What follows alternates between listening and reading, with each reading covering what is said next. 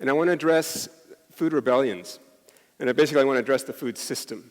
And I'll address agrofuels within that context. But we'll start off talking about food rebellions. So we have riots all around the world right now. At least they're called riots. Places as disparate as Italy and Haiti. Over 100 people have been killed in the last month. These riots are basically about high prices. They're not about the lack of food. I think it's very important to understand this. There's plenty of food. We have more than 1.5 times enough food to feed everybody on the planet, even eating the meat we do right now. There's not a lack of food. But people can't afford the food anymore. But I want to talk about root causes. And the root cause of it all is that we have a vulnerable food system, where 91% of our cropland is dedicated to just a few commodities that are farmed as monocultures: cotton, maize, wheat, rice, and soy. It's a vulnerable system which is vulnerable to both economic shock and environmental shock. And the reason is that it's dominated by what I call the industrial agri-foods complex, which is basically a handful of grain and trade processors, grain traders and processors, a few seed and genetic engineering companies, and some retail distributors. What are the results? Well, the first thing is that the Global South, which in the 1970s was basically self-sufficient in food, in fact produced $1 billion surplus overall, now has an $11 billion deficit in food, has to import $11 billion worth of food. After about a quarter century of globalization, of which the food system was an integral part, we look back and we find a tremendous concentration of wealth. We also find that, in fact, we have sluggish economic growth overall. And this is very important because we think that the economy has been growing rapidly. It hasn't. In fact, it's only been growing about 1 or 2% at best. And agriculture has basically seen a decline in the rate of profit for the last 20 years. So what is the answer for Monsanto, Syngenta, ADM, and for a decline in the rate of profit? Either get out of agriculture or bring something new into agriculture, in this case, agrofuels. And the idea with agrofuels is to collapse the food and fuel systems into one and transform them at the same time. And so we see this tremendous industrial convergence between the grain companies, the petroleum companies, the automobile companies, the genetic engineering companies, that basically taking over both food and fuel systems. This has nothing to do with energy independence. This has nothing to do with carbon savings. The science is out. We don't save any carbon at all with agrofuels. What's driving this? What's driving this is that the northern country use all of the fuel. We use half the planet's fuel, North America and Europe.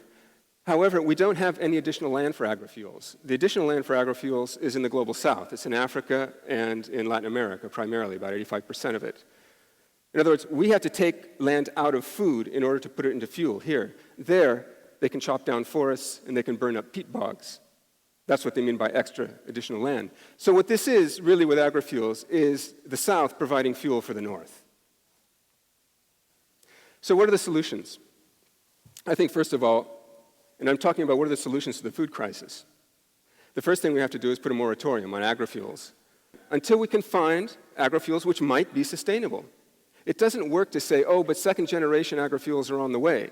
Okay, well, let's wait for those. Let's not implement agrofuels which we know are unsustainable and inequitable now in the hopes that we might get second-generation agrofuels. Major breakthroughs in plant physiology. The second thing we need to do is people are starving, we need to get them food, and we need to get them cheap food that they can buy. And the way to do that is to buy food locally. Again, the problem is not that there's no food. The food is there. It's too expensive. We have to go in, buy the food from local farmers, and then distribute it or sell it cheap. Buy it at a good price from local farmers. Because if you import food from the north, you're just going to put these farmers out of business. You shoot yourself in the foot in terms of food security in the future. I also think what we need is basically an approach towards food sovereignty.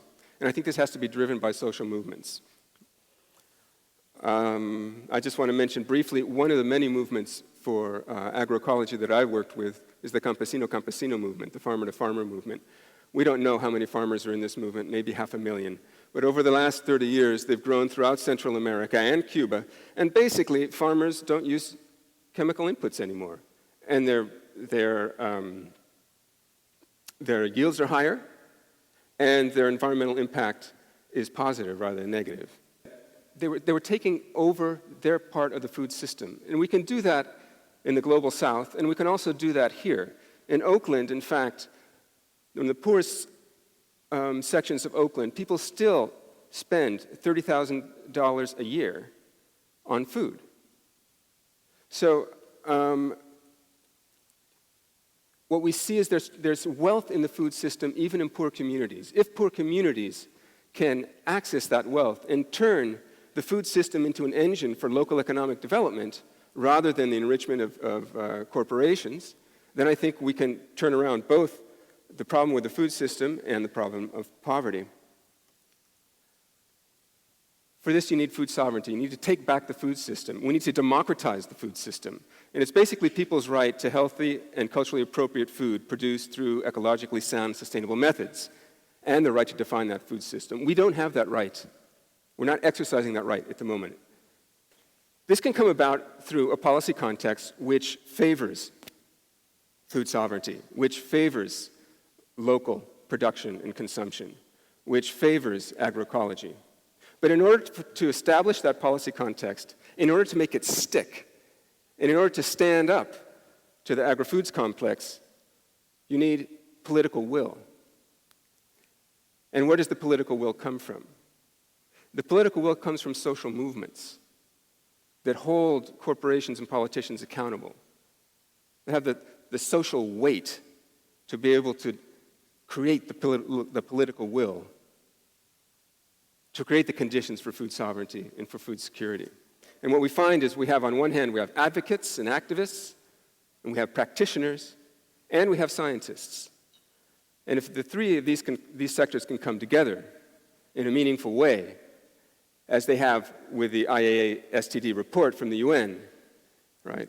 As they have with the recent protests in Central America in favor of food sovereignty, as they're coming together in East and West Oakland, where we're doing studies on the community food gap and starting an Oakland Food Policy Council, and have a food and fitness coalition made up of 200 different organizations.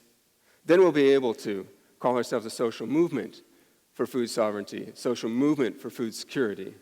And I think not only will we overcome the food crisis worldwide, but we'll overcome the food crisis which we have here, which affects over 36 million Americans. Thank you very much.